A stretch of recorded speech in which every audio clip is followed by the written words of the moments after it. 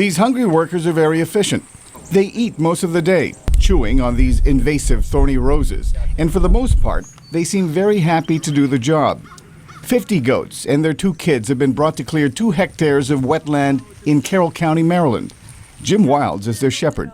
He was originally contracted to just install the fences, but he ended up buying 350 goats to rent to several clients here and at other sites. So far, the new business seems promising.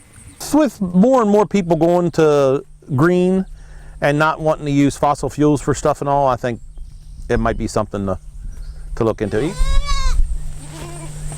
Wild says he comes to check on the goats twice a week to make sure they're healthy and doing their job. Julie Slacum is a biologist with the United States Fish and Wildlife Service in charge of this land.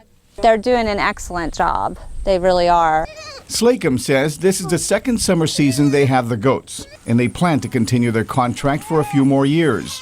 It's kind of neat if you look at their teeth, because they've got bottom teeth, but they don't have top teeth.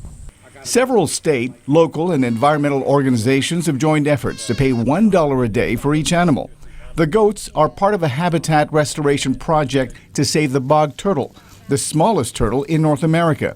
The invasive plants have dramatically changed the habitat for the turtle by producing large roots that drain the water from the land and create unwanted shade. Bog turtle, it's threatened under the Endangered Species Act, and the habitat that the bog turtle lives in is a pretty rare habitat.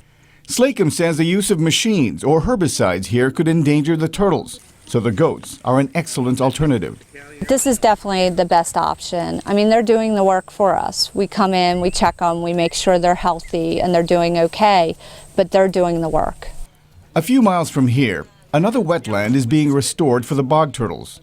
A team from the state of Maryland come regularly to check not just on the turtles, but on the goats and sheep.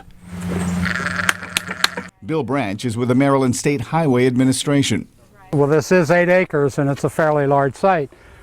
They tend to like to spend the afternoons in the shade under the trees to the north of us. Perhaps when we head out, we can call them and they'll come down.